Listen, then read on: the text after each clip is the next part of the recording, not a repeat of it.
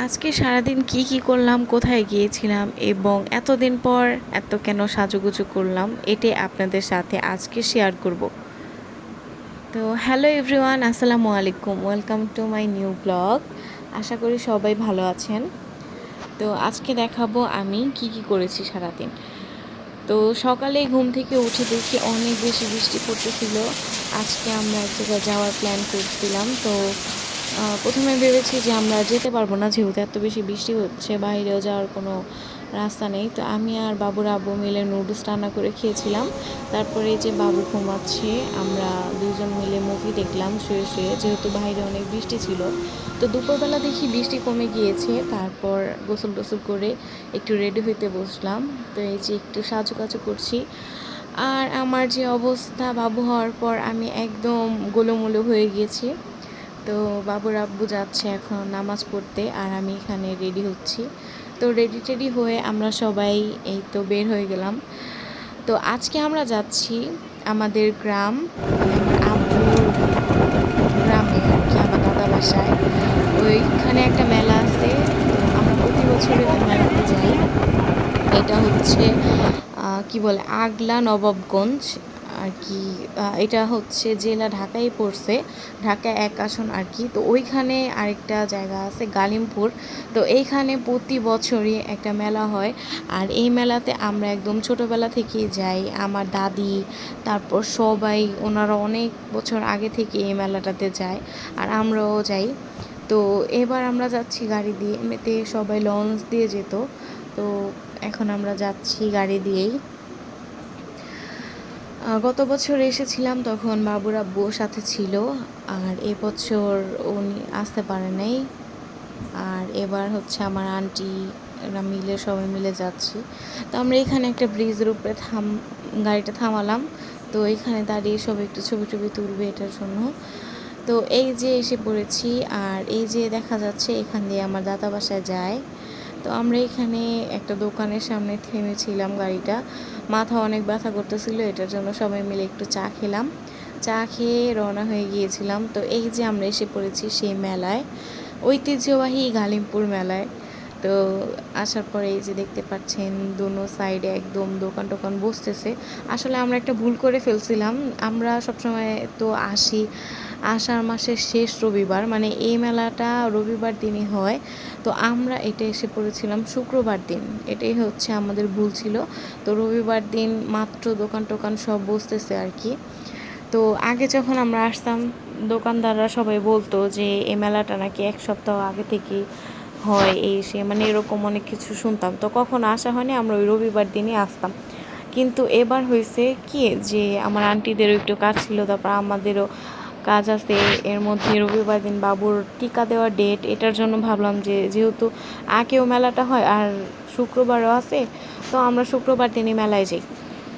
তো শুক্রবার দিন এসে দেখি কয়েকটা দোকান বসছে, আর দোকান নতুন নতুন, মানে মাত্র সাজানো হচ্ছে আর কি, মেলা তেমনভাবে জমে নেই। তো আসছি, তারপরেও যতটুকু দোকান টোকান ছিল অতটুকুই আমরা ঘুরছি। আর এখানে আমার আম্মু হামাম দিস্তা কিনবে। আমার যে হামাম দিস্তাটা ছিল ওইটা পরে ওই দিন ভেঙে গিয়েছিল, এটার জন্য আমার আম্মু দাম করতেছিল। তো যাই হোক, ওইখান থেকে আমরা আবার ঘুরে ফিরে এক একটা দেখতেছিলাম যে কী দোকান বসছে। তো এই তো, এরপর আমার মা আবার বাবুর জন্য মাথার হেয়ার ব্যান্ড দেখতেছিল, যে দেখি বাবুর জন্য কোন হেয়ার ব্যান্ডটা কিনা যায় আর কি।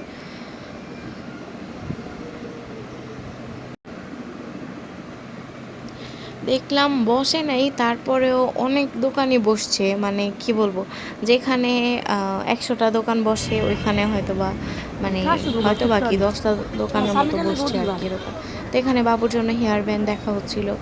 এখন ওনারা অনেক বেশি দাম চায়, আমাদের ঢাকার এখান থেকে অনেক বেশি দাম চায়, এটার জন্য আর কেনা হয়নি। তারপর আমরা সবাই মিলে মেলার ভিতরে ঢুকলাম। ওইখানে মাঠের মতো আছে, ওইখানে একটু মানে ঘোরাঘুরি করবো এটার জন্য। তারপরে এখানে সবাই মিলে ঘোরাঘুরি করে একটু ছবি টবি তোলা হলো।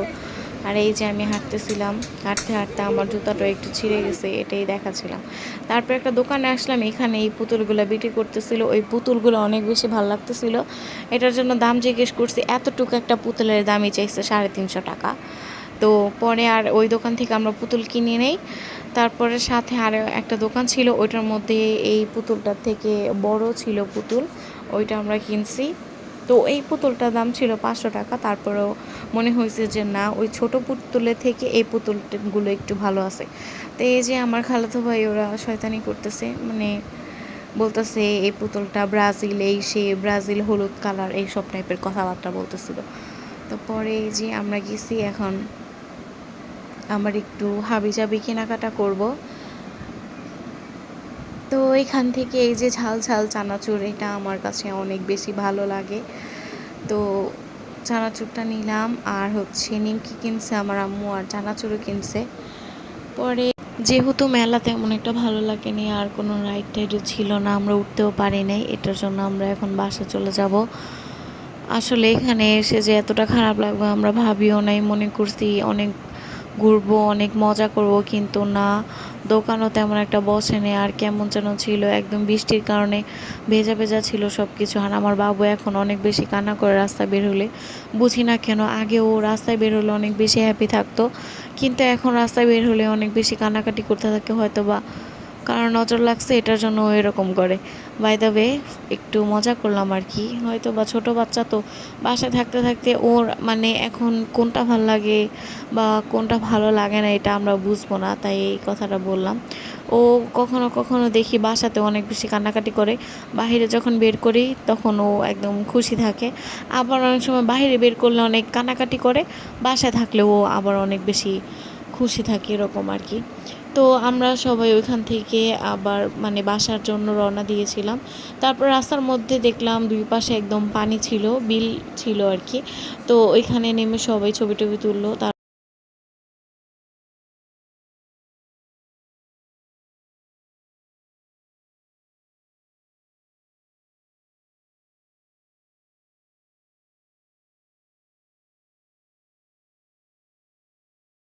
এই যে আমার টুনটুনিটা আমার দিকে তাকিয়ে আছে, ও অনেক বেশি কান্নাকাটি করে, এখন কি করবার। তো এই যে আমরা যাচ্ছি, কি সুন্দর প্রাকৃতিক পরিবেশ, অনেক বেশি ভালো লাগে আমার। তো যেতে যেতে একটা খালি জায়গা দেখলাম, এরপরে আবার গাড়ি থামিয়ে সবাই ছবি টবি তুললো, ভিডিও করলাম আমার আব্বু আম্মু আন্টিরা মিলে।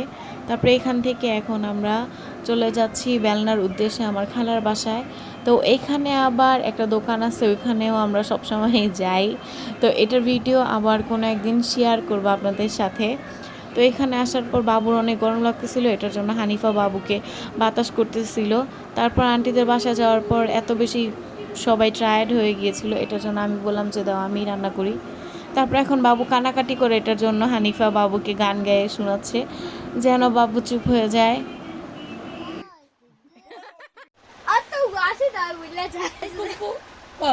어제 잠이나 운보. 나. 거.